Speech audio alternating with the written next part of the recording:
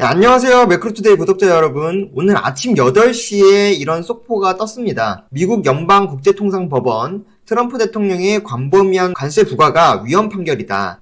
이게 대표님이 방송하시면 좋을 텐데 오늘 외부 미팅이 있으셔가지고 제가 대신 방송을 찍게 되었고, 내용 들어가기 앞서서 간단하게 읽어보면은 IEPA 즉 국제비상경제권한법은 대통령에게 수입관세를 부과할 무제한적 권한을 부여하지 않는다. 10%에서 50%의 상호관세, 25%의 대멕시코, 대캐나다 관세, 그리고 20%의 대중국 관세 모두 법적 근거가 부족하다는 이유로 무효 처리가 되었습니다. 이미 관세를 낸 기업들은 환급받을 가능성이 있고요. 법무부는 즉각 항소를 제기해서 사건은 대법원까지도 갈 수 있는 상황입니다. 이번 판결은 단순히 관세가 잘못된 것이 아니라 대통령의 경제적 권한이 어디까지 허용되는가를 헌법적으로 다시 설정한 사건이다 라고 제가 간단하게 요약 정리를 했습니다. 이 주제를 중심으로 현재 미국의 관세 정책 현황, 그리고 EU나 중국의 대응들, 지금까지 해왔던 대응들, 그리고 이번 판결의 의미와 파장까지 저와 함께 확인을 해보도록 하겠습니다. 자, 일단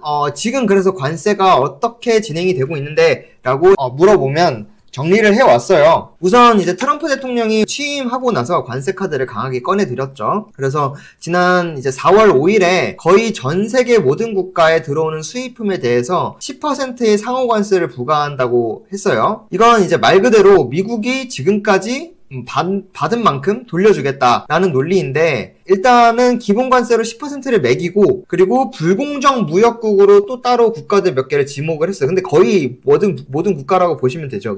이 국가들을 지목하고 그 국가들에게 훨씬 더 높은 관세를 부과를 하겠다라는 주장을 했습니다. 그래서 대표적인 사례가 바로 중국이죠. 중국에 굉장히 놀라웠죠. 최대 145%의 관세를 부과하겠다라고 처음에 발표를 했어요. 그래서 실제로 시행을 하는 듯 했죠. 다만 이제 5월 12일에 미국과 중국이 스위스 제네바에서 무역 협상을 했고, 여기에서 145%에서 30%로 관세를 낮추고, 그 다음에 145%는 90일간 유예를 하겠다라기로 그렇게 서로 협정을 했어요. 중국도 마찬가지로 미국 제품에 대해서 보복관세를 125%에서 30% 이렇게 낮췄고, 어쨌든 중국도 낮췄고 미국도 낮췄고 서로 이제 좋게 가자라고 끝난 상황이, 일단 끝난 건 아니고 잠깐 정지된 상황이죠.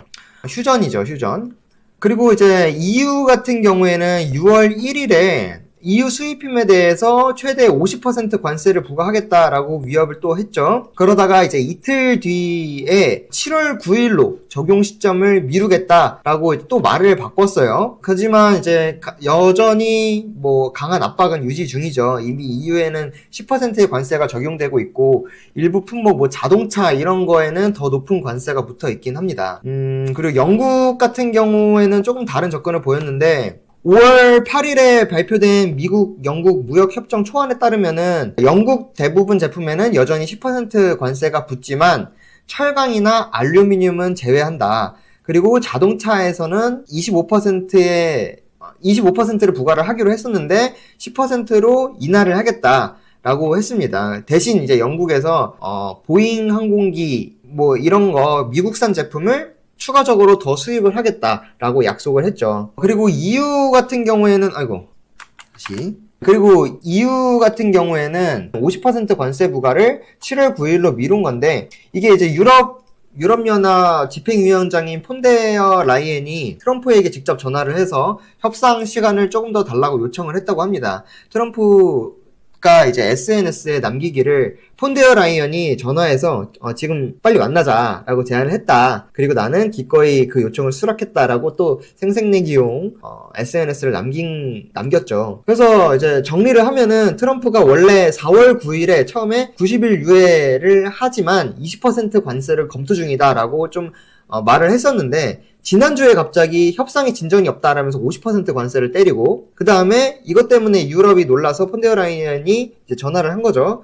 트럼프에 따르면. 그래서 그거 전화를 듣고 트럼프가 협상이 잘 진행되고 있다라고 보고 7월 9일로 유예를 하겠다라고 이제 말을 이제 여러 번 바꾼 사건입니다. EU 입장에서는 이게 무역 전쟁은 맞지만 그것보다는 좀 정치적으로 모욕감을 느꼈을 것 같기도 해요. 그래서 실제로 유럽 일부 장관들은 10% 기본 관세조차 받아들일 수 없다. 내가 너네 왜 따라야 되냐, 뭐 이런 식으로 선을 그은 상황이기도 하고요.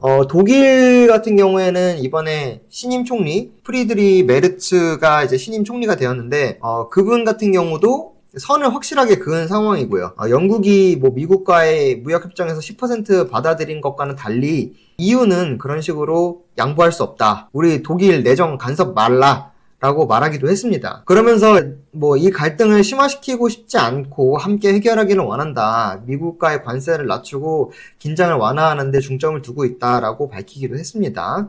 자, 이렇게 EU랑 미국은 지금 미묘한 줄다리기 중인 상황이고요. 캐나다나 멕시코 같은 경우에는 뭐 3월 4일, 뭐 3월부터 이제 펜타닐 문제, 그리고 뭐 이민자 유입 문제, 뭐 이런 것 때문에 그런 걸로 이제 핑계 삼아서 25% 수입 관세를 부과하겠다라고 말을 했죠. 그리고 에너지 제품이나 뭐 칼륨 비료 뭐 이런 거는 예외적으로 10% 적용을 하긴 했는데, 그리고 나서 이제 USMCA 협정 범위 제품들, 이런 것들은 이제 관세에서 또 제외를 하겠다라면서, 좀 조금씩 이제 조정을 하고 있기는 한데, 이런 품목들 외에는 여전히 고관세 대상이다라고 보시면 될 것 같고요.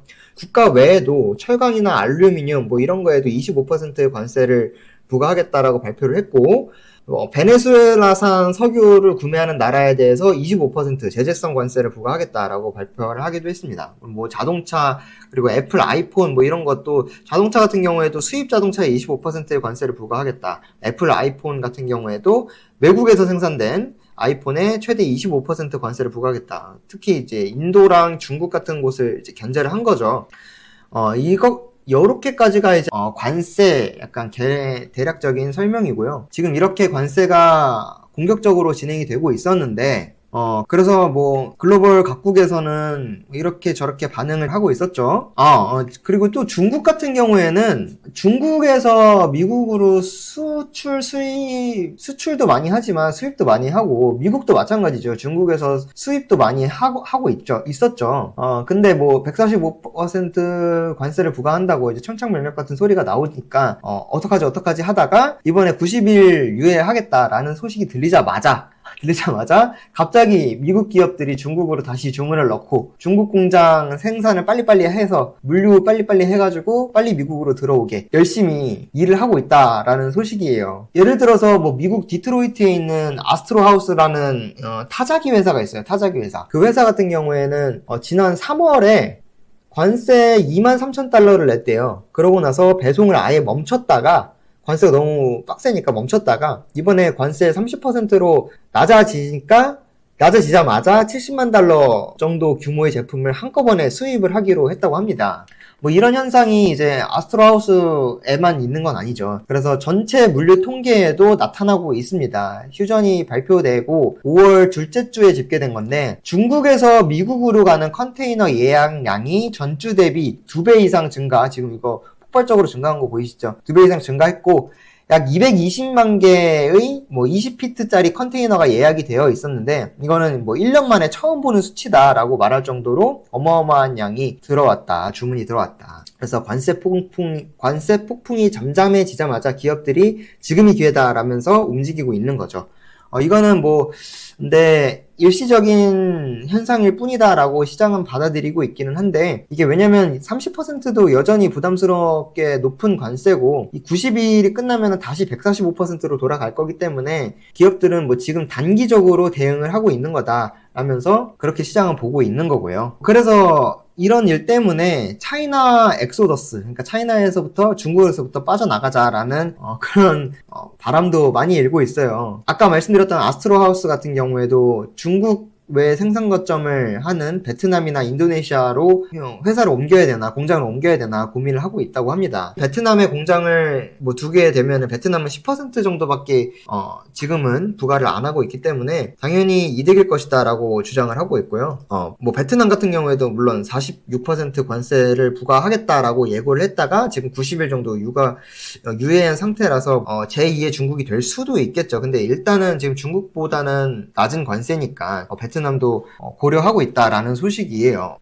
많은 기업들이 이렇게 고전을 하고 많은 고민을 하고 있을 텐데, 딱 뭔가 구원이라고 해야 될까요?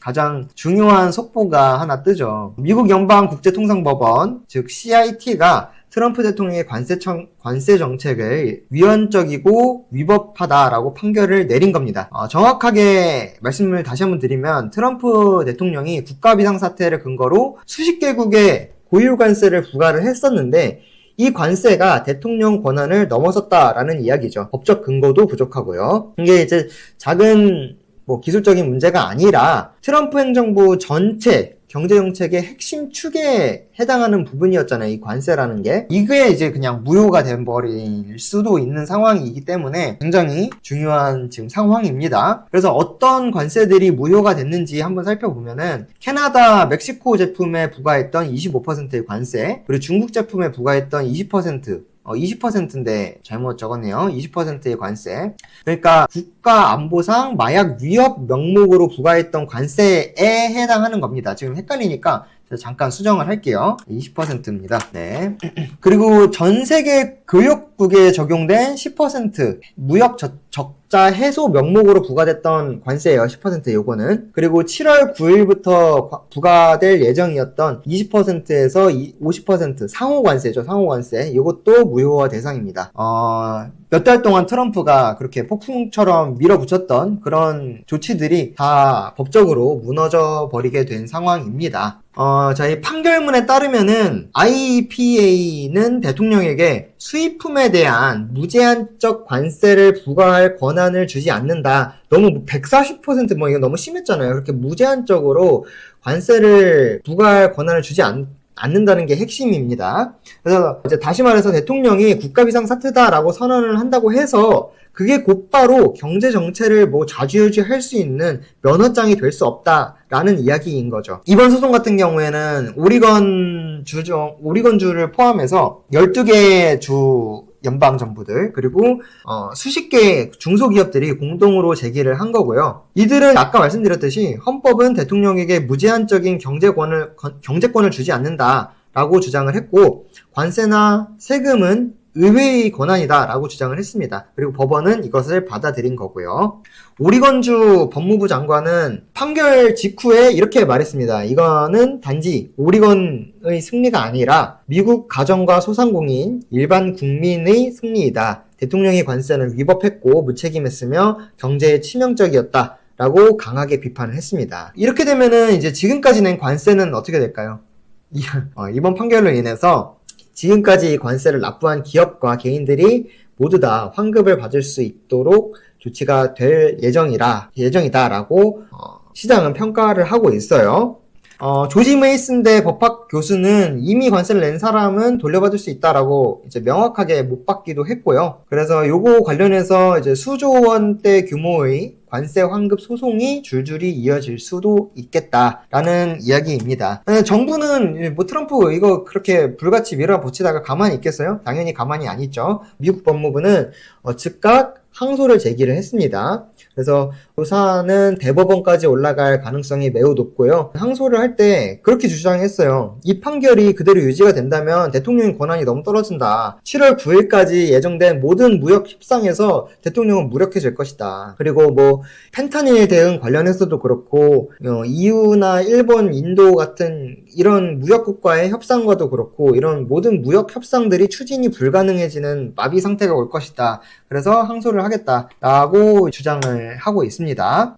그리고 제가 여기 적어놨는데 무역확장법이라고 이거는 법적으로 해결하는 거는 사실 시간이 많이 걸리잖아요. 그래서 다른 카드도 있다라고 적어놓긴 했는데 무역확장법이라고 이게 232조 국가안보 기반해서 관세를 부과할 수 있다 이런 권리인데 요거를 이용해서 우회적으로 다시 관세를 부과할 수도 있다라고 보고 있기는 해요. 근데 이것도 역시 법적인 것보다 시간은 덜 걸리겠지만 어쨌든 절차도 복잡하고 시간도 오래 걸린다고 합니다. 그래서 트럼프가 원했던 신속하고 강한 압박 효과 이런 거는 잃게 될 가능성이 크죠. 이제 여기까지가 관련 내용인 것 같고 종합적으로 정리를 해보면은 오늘 나온 법원 판결은 단순히 관세가 취소됐다는 게 문제가 아니라 헌법과 대통령 권한의 경계, 그리고 국제무역의 규범 질서, 그리고 미국의 향후 통상 외교 전략까지 모두 흔들릴 수 있는 굉장히 중요한 전환점이라고 보시면 될 것 같습니다. 7월 9일까지 이제 한 달 조금 넘게 남았는데 이번 판결로 다른